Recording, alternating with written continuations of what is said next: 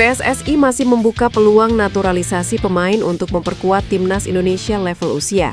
Hal tersebut disampaikan anggota Exco PSSI Arya Sinulinga. Arya menjelaskan bahwa komposisi timnas Indonesia saat ini dinilai sudah cukup solid. Namun, ia mengakui masih ada kemungkinan penambahan pemain untuk lini depan.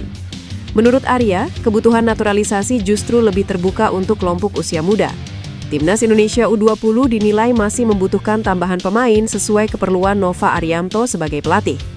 Kembali ke Timnas Indonesia Senior, Arya mengaku belum terpikirkan untuk menaturalisasi pemain lagi. Namun nama Jensen Seevald yang bermain untuk VfL Wolfsburg sempat mengemuka saat melawan Kevin Dix yang memperkuat Borussia Mönchengladbach. Lebih lanjut, Arya menjelaskan bahwa PSSI tidak memiliki kewenangan untuk mengatur karir pemain naturalisasi, terutama yang memutuskan untuk bermain di Indonesia. Keputusan sepenuhnya berada di tangan pemain dan manajemennya. Ia menegaskan bahwa PSSI hanya bisa memberikan masukan, bukan menentukan arah karir pemain. Hal tersebut berlaku bagi pemain naturalisasi maupun pemain lokal. Nova Arianto telah memulai pekerjaan barunya sebagai pelatih baru Timnas Indonesia U20. Ia kini mulai mencari talenta baru untuk memperkuat tim. Terkini, Timnas U20 baru saja menuntaskan TC di Garuda Yaksa Football Academy, Bekasi. Kegiatan TC ini merupakan tugas pertamanya sebagai pelatih Timnas U20 sejak diumumkan PSSI pada pertengahan November 2025. Sang pelatih pun mengungkap alasan menggelar TC meski ajang buat Timnas U20 baru akan digelar tahun depan. Ajang Piala AFF U19 2026 akan menjadi turnamen pertama Timnas U20 era Nova Arianto. Soal peluang mengorbitkan pemain Timnas U17, Nova mengaku membuka kesempatan selebar-lebarnya. Apalagi jarak usia pemain ex-binaannya di Timnas U17 tidak terlalu jauh untuk memperkuat Timnas U20. Kebetulan Nova baru saja dipromosikan dari Timnas U17 dengan Piala Dunia U17 2025 sebagai pekerjaan terakhirnya. Dengan kondisi itu, ia sangat paham dengan kualitas para pemain Timnas U17 yang bisa dipromosikan ke Timnas U20. Dengan perbedaan usia yang hanya 1 tahun, saya pikir tidak ada masalah ya dari Piala Dunia U17 kemarin untuk naik.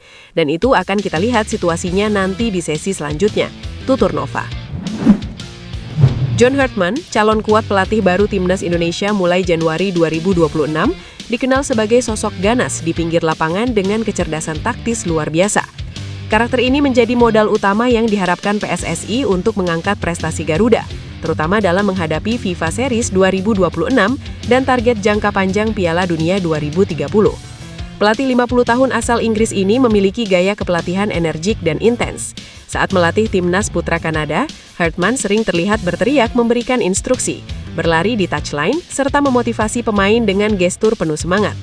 Pendekatan ganas ini berhasil membawa Kanada lolos ke Piala Dunia 2022 setelah absen 36 tahun, dengan rekor 17 pertandingan tak terkalahkan dan naik drastis ke peringkat 33 FIFA.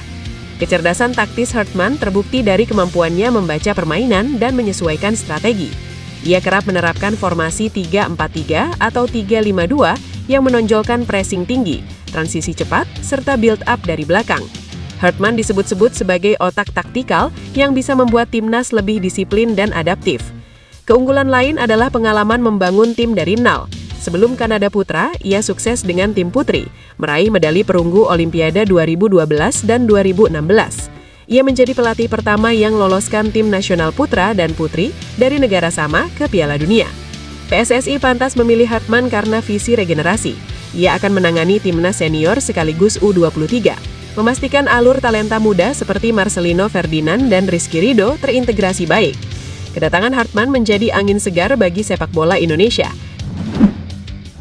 Harga pasar Kapten Timnas Indonesia, Jai Itzes, mengalami perubahan yang signifikan usai tampil gemilang bersama Sassuolo pada musim ini. Transfermarkt dalam update terbarunya per 23 Desember 2025 telah merilis harga pasar terbaru sejumlah pemain termasuk Jai Itzes. Transfermarkt menaksir harga pasar Jai Itzes saat ini mencapai 173,82 miliar rupiah atau mengalami kenaikan dari sebelumnya yaitu 130,36 miliar rupiah. Angka tersebut menjadi yang tertinggi sepanjang karir Jai Itzes selama membela 4 klub yang berbeda, yaitu FC Eindhoven, Go Ahead Eagles, Venezia, dan Sassuolo. Kenaikan harga pasar Jai Itzes sekaligus memantapkan posisinya sebagai pemain termahal di Timnas Indonesia dan Asia Tenggara. Bila dibandingkan, harga pasar satu Jai Itzes jauh lebih mahal dari skuad Timnas Malaysia yang hanya mencapai 134,71 miliar rupiah. Penampilan Jai Itzes kala membara Sassuolo menghadapi Torino pada Giornata ke-16 Serie A 2025-2026 memberi kesan tersendiri baginya. Pertandingan tersebut ternyata menjadi saksi bagi kesuksesan Jai Itzes dalam melakoni laga ke-50 di Serie A. Statistik tersebut juga dihitung dengan jumlah laga yang ia lakukan bersama Venezia pada musim lalu.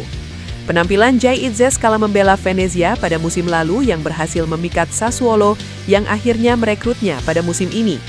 Kapten Timnas Indonesia itu meninggalkan Venezia setelah 2 musim berseragam Venezia dengan nilai transfer mencapai 8 juta euro atau sekitar 151 miliar rupiah. Performa dan karir bek Timnas Indonesia Kevin Dix bersama Borussia Mönchengladbach makin meningkat seiring berjalannya waktu.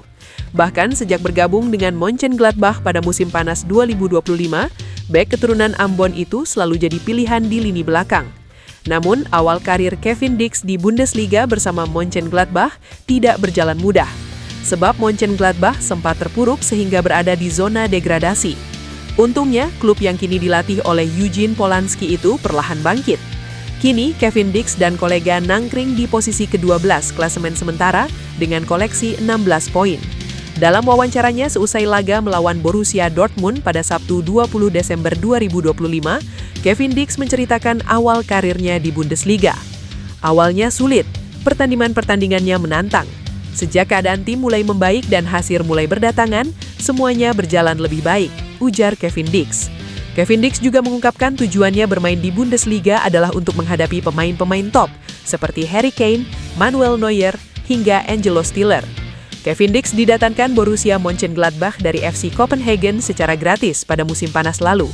Meski didatangkan dengan status bebas transfer, performa bek Timnas Indonesia berusia 29 tahun itu di lini pertahanan Mönchengladbach cukup solid. Sejauh ini, Kevin Dix telah mencatatkan 2 gol dalam 18 penampilannya bersama Mönchengladbach. Tak heran jika Kevin Dix sempat masuk ke dalam daftar starting 11 terbaik Bundesliga periode November 2025 lalu. Performa api Kevin Dix bersama Mönchengladbach diharapkan menular saat dirinya bersama Timnas Indonesia.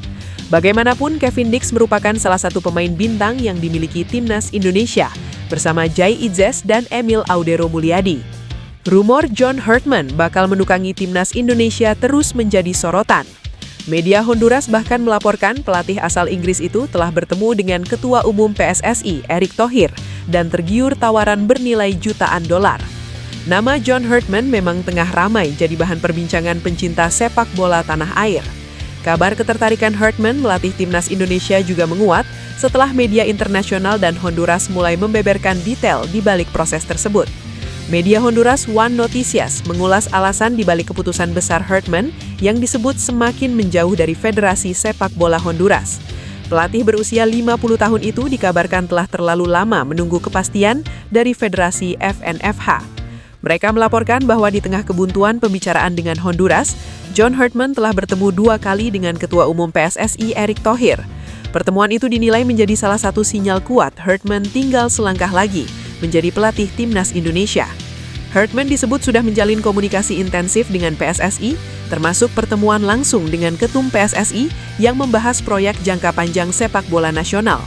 One Noticias menilai ketertarikan Herdman bukan semata karena pertemuan dengan Erick Thohir. Faktor finansial dan kepastian proyek dinilai menjadi pembeda utama. Hal ini karena John Herdman memang bukan hanya diincar oleh Timnas Indonesia, tetapi Honduras juga bersikeras mendatangkan mantan pelatih Toronto FC tersebut. Namun belakangan ini mereka mengabarkan bahwa tawaran yang diberikan Federasi Honduras kepada Herdman tak semenggiurkan PSSI. Penunjukan John Herdman sebagai nahkoda baru Timnas Indonesia tidak hanya menjanjikan sebuah era baru secara taktikal, tetapi juga membuka sebuah spekulasi menarik yang bisa menjadi kunci bagi masa depan salah satu bek jangkung Elkan Bagat.